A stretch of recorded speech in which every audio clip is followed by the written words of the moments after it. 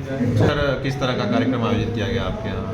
ये जनपद आजमगढ़ के सभी विश्वकर्मा समाज के प्रमुख नेता कार्यकर्ता यहाँ पर एकत्र हैं और लोकसभा के चुनाव में आजमगढ़ सदर से समाजवादी पार्टी के प्रत्याशी श्री धर्मेंद्र यादव और लालगंज लोकसभा से समाजवादी पार्टी के प्रत्याशी श्री दरगोधा को जिताने के लिए उनसे यहाँ पर सब लोग अपील करेंगे और प्रमुख नेता कार्यकर्ता टीम बना करके गांव में जाएंगे और सभी से कहेंगे, सभी लोगों से, कि समाजवादी पार्टी के प्रत्याशी के चुनाव चिन्ह साइकिल का बटन दबा करके आजमगढ़ और लालगंज दोनों लोकसभा सीटों को लोग जिताने का काम करें और आने वाले दिनों में श्री अखिलेश यादव जी के नेतृत्व में समाजवादी पार्टी की ताकत दिल्ली में मजबूत करने का काम करें। क्या मैनिफेस्टो रहेगा सर जनता के बीच में समाजवादी पार्टी का? देखिए, समाजवादी पार्टी का मैनिफेस्टो जारी हो गया है और उसमें जो है विकास की योजनाएं, मुफ्त पढ़ाई, मुफ्त दवाई, किसानों को मुफ्त सिंचाई, मुफ्त सुविधा, मुफ्त एम्बुलेंस सेवा से लेकर के गरीबों, पिछड़ों, दलितों के अधिकार, उनके आरक्षण की सुविधा जो भारतीय जनता पार्टी धीरे धीरे खत्म कर रही है, नौजवानों को नौकरी और रोजगार, महंगाई को कम करना और इस देश से गरीबी को जो है दूर करना, साथ ही साथ जो है किसानों की माली हालत को बेहतर बनाना और इसके माध्यम से देश को खुशहाल बनाना, ये समाजवादी पार्टी का संकल्प पत्र है, घोषणा पत्र है। और इसी घोषणा पत्र को लेकर के माननीय श्री मुलायम सिंह यादव जी ने इसी नीति पर चल करके समाजवादी पार्टी की कई बार सरकार बनाई, श्री अखिलेश यादव जी ने सरकार बनाई और हिंदुस्तान में ये पहली पार्टी समाजवादी पार्टी है कि जो वादे करती है उसको पूरा करने का काम करती है।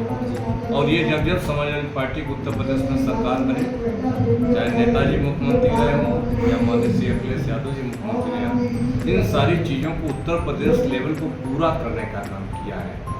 भारतीय जनता पार्टी का घोषणा पत्र जो है केवल एक झूठ का हौसला है। हर चुनाव में वो घोषणा पत्र जारी करते हैं और एक भी घोषणा पत्र जो उसको पूरा करने का काम नहीं करते।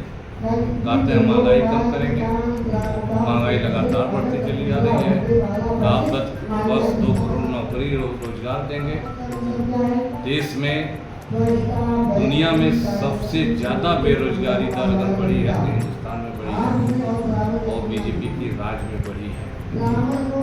देश की सरकारी संपत्तियों को निजी हाथों में बेचने का काम किया जा रहा है और नौजवानों को नौकरी रोजगार नहीं दिया जा रहा है। कहा किसान की आय दुखी करेंगे, किसान पूरी तरह से बर्बाद हो गया है, गरीब होता जा रहा है। देश की पूंजी चंद पूंजीपतियों के हाथ में सिमटती जा रही है और देश ये गुलामी की तरफ जा रहा है। जो संविधान में डॉक्टर भीमराव अम्बेडकर ने संविधान में जो अधिकार दिया था दलितों और पिछड़ों को, भारतीय जनता पार्टी एक खूबसूरत तरीके से उन अधिकारों को खत्म करने का काम कर रही है। और ये लगातार जो इनका एजेंडा है कि ये 400 सीटें इसलिए जीतना चाहते हैं कि 2/3 बहुमत हो जाए और 2/3 बहुमत जिस दिन बीजेपी को इस देश में मिल जाएगा उस दिन इस देश में संविधान के संशोधन कर देंगे और देश को फिर उसी गुलामी के रास्ते पर ले जाएंगे कि दलित और पिछड़े को कोई अधिकार नहीं रहेगा और केवल काम करेंगे और सत्ता और सरकार में चंद लोग बैठने का काम करेंगे। जैसे बीजेपी 400 पे दावे कर रही है तो समाजवादी पार्टी और कांग्रेस मिलकर कितने सीटों पे दावा कर रही है कि हमारी 3 सीटें? भारतीय जनता पार्टी आज की तारीख में जबकि प्रथम चरण का चुनाव हो गया है 200 सीट से ज़्यादा आगे नहीं बढ़ रही।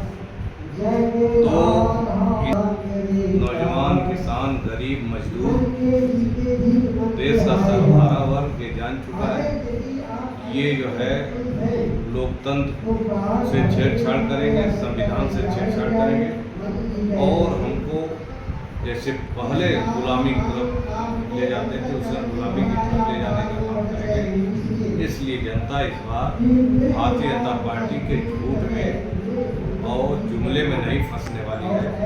भारतीय जनता पार्टी इस बार इंडिया गठबंधन के प्रत्याशियों को जिताएगी और देश में विपक्ष की सरकार बनाएगी, बीजेपी की नहीं बनाएगी। सर, आजमगढ़ में 2 सीटें हैं लोकसभा की, दोनों सीटों की जनता से आप क्या कहना चाहेंगे? हम जनता से अपील करना चाहते हैं, सभी वर्ग, समुदाय, धर्म और सभी लोगों से करना चाहते हैं कि माननीय नेताजी सदैव मुलायम सिंह यादव जी, राष्ट्रीय अध्यक्ष माननीय अखिलेश यादव जी ने समाजवादी नीतियों पर चलते हुए जो गरीब, किसान, मजदूर, नौजवान, पिछड़ा, दलित और सभी को आगे बढ़ाने का काम किया है। आजमगढ़ को तरक्की के रास्ते पर ले जाने का काम किया है। आजमगढ़ को विकास का नया आयाम देने का काम किया है। विकास के नाम पर, देश के संविधान बचाने के नाम पर, लोकतंत्र बचाने के नाम पर और पिछड़ों के आरक्षण को बचाने के नाम पर और नौजवानों को नौकरी रोजगार देने के नाम पर सब लोग समाजवादी पार्टी को वोट करें और आजमगढ़ के से श्री धर्मेंद्र यादव को भारी मतों से जिताने का काम करें। लालगंज से श्री दरोगा प्रसाद सरोज को भारी मतों से जिताने का काम करें। निरहुआ जी कहते हैं लगातार जो है हमने आजमगढ़ में विकास किया है और एयरपोर्ट को ले लें, विश्वविद्यालय को लें, तमाम जो अपने विकास के नाते हैं। आप लोग क्या कहना चाहेंगे? देखिए, उनका विकास तो कहीं दिखाई नहीं दे रहा है। जहाँ तक एयरपोर्ट का सवाल है, एयरपोर्ट के समाजवादी पार्टी स्वागत करता हूँ। साथियों, यह सही है, ये चुनाव जो चल रहा है 2024 का, ये बहुत महत्वपूर्ण चुनाव है। ये संविधान बचाने का चुनाव है। मुलायम सिंह यादव ने पहचाना इस दल को और मुलायम सिंह यादव ने 2 बार मंत्री बनाकर माननीय हम सब के नेता रवासन विश्वकर्मा जी को सूट शिक्षा मंत्री बनाकर जो विश्वकर्मा का सम्मान दिया, शायद किसी पार्टी ने आज तक इतिहास में नहीं दिया। और निश्चित तौर पर हम इस बात को चाहते हैं, अभी कुछ पहले यह मामला चल रहा था कि माननीय रवासन का राष्ट्रीय अध्यक्ष जी ने आश्वासन दिया था, लेकिन किन्हीं कारणों से मजबूरी है क्योंकि वो भी संघर्ष कर रहे हैं। ऐसा नहीं कि उनके पास बहुत सीटें हैं, 3 सीट थी, किन्हीं परिस्थितियों में यह नहीं हो पाए। माननीय राष्ट्रीय अध्यक्ष जी ने माननीय रवासन विश्वकर्मा जी को बुलाकर आश्वासन दिया कि आप नाराज मत रहिए, जो है आपके समाज का हम सम्मान करेंगे, निश्चित तौर पर ऐसा सम्मान करेंगे जो आपके समाज कभी सोच नहीं सकते हैं। हमारे पिता ने किया तो हम भी करेंगे निश्चित तौर पर। लेकिन ये वक्त लड़ाई लड़ने का है, ये संविधान बचाने का है। सभी बड़े जिसके पास 4-5 निमंत्रण आज नहीं है, अगर विषम परिस्थिति में भी लोग जग कर आए हैं और इस मीटिंग को सफल बनाने के लिए और आदरणीय